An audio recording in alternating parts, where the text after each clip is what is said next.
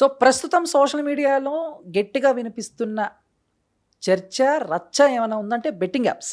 So, చాలామంది influencers గాని, లేకపోతే కొంచెం సోషల్ మీడియాలో ఫాలోయింగ్ ఉన్న వాళ్ళు గాని, వాళ్ళు ఎక్కువగా ప్రమోట్ చేసేది బెట్టింగ్ యాప్స్. సో, ఎప్పటినుంచో మనం గూడా ఈ బెట్టింగ్ యాప్స్ గురించి వింటూనే ఉన్నాం, చూస్తూనే ఉన్నాం. దానివల్ల నష్టపోయిన వాళ్ళ గురించి కూడా తెలుసుకుంటూనే ఉన్నాం.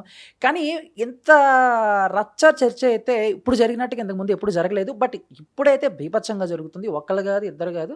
ఏకంగా 11 మందిని ఈ విషయం మీద అరెస్ట్ చేస్తున్నట్లు రకరకాల వార్తలైతే మనకొస్తున్నాయి. మరి దాంట్లో ఎంత నిజం ఉంది, ఏంటని పక్కన పెట్టేస్తే, ఇప్పటివరకు 90% పీపుల్ ఇది ఖచ్చితంగా నిజం అననైతే గట్టిగానే నమ్ముతున్నారు. దీంట్లో ముఖ్యంగా చెప్పుకోవాల్సింది హర్ష సాయి గురించి. అండ్ హర్ష సాయి మీద గూడా ఆయన కేసేశారు. బెట్టింగ్ యాప్స్ ప్రమోట్ చేస్తున్నాడు. అండ్ వేలల్లో దానం చేస్తూ లక్షల్లో సంపాదిస్తున్నారని చెప్పేసి కూడా ఆయన మీద కొంత వర్గం ఎవరికైతే ఫైట్ చేస్తున్నారు. అయితే హర్ష సాయి వాదన ఏంటంటే పెద్ద పెద్ద స్టార్‌లే చేస్తున్నారు, తప్పు లేదు. నేను చేస్తే తప్పొచ్చిందని చెప్పేసి ఆయన కూడా మీడియాతో మాట్లాడినట్టయితే సమాచారం. ఇప్పటివరకు మనం చూస్తూనే ఉన్నాం. అండ్ పెద్ద పెద్ద స్టార్‌లెవరు, ఇంతకుముందు ఎవరెవరు, ఏ స్టారు, ఏ బెట్టింగ్ ప్రమోట్ చేశారు అనేది మీ అందరికి తెలుసు కదా!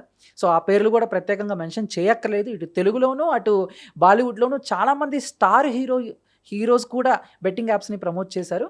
అంతేకాకుండా ఇక రీసెంట్‌గా సజ్జనార్ గారిని కొంతమంది ట్యాగ్ చేస్తూ హీరోయిన్ కాజల్ ఒక బెట్టింగ్ యాప్‌ని ప్రమోట్ చేస్తూ ఆవిడ చేసిన అడ్వర్టైజ్‌మెంట్ కూడా ట్విట్టర్‌లో ఆయన్ని ట్యాగ్ చేస్తూ, "సార్ సామాన్యులకేనా శిక్ష?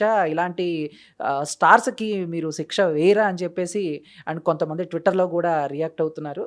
అయితే సో, ఈ బెట్టింగ్ యాప్స్‌ని ఫస్ట్ నుంచి కూడా వ్యతిరేకించింది మాత్రం ఆటగాడు, నా అన్వేషకుడు.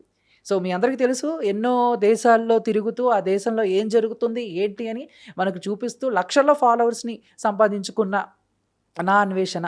ఆయన గురించి మీకు ప్రత్యేకంగా చెప్పక్కర్లేదు కదా! అండ్ ఫస్ట్ నుంచి కూడా ఈ బెట్టింగ్ యాప్స్‌పై ఆయన ఆహ్, ఆపోజిట్‌గానే ఉన్నారు. అండ్ రీసెంట్‌గా కూడా సజ్జనార్ గారితో ఆయన ఒక చిన్న చిట్ చాట్ చేసినప్పుడు కూడా, అప్పుడు కూడా ఆయన మాట్లాడారు. అండ్ సజ్జనార్ గారు కూడా ఆయన్ని ప్రశంసించటం జరిగింది. అండ్ ఫైనల్‌గా ఎప్పుడైతే చాలామంది యూట్యూబర్స్ గానీ, లేకపోతే ఇన్‌స్టా ఇన్‌ఫ్లుయెన్సర్స్ గానీ, అటు కొంతమంది పేర్లైతే అంటే నాకు గుర్తున్నంత వరకు అండ్ శ్యామల గారు, అండ్ విష్ణుప్రియ గారు, లేకపోతే మన కొంతమంది యాక్టర్స్ కూడా ఉన్నారు. అండ్ విష్ణుప్రియ గారు కూడా ఉన్నారని చెప్పేసి టాక్ వస్తుంది. ఆవిడ కూడా కొన్ని బెట్టింగ్ ప్రమోషన్ చేశారని చెప్పేసి.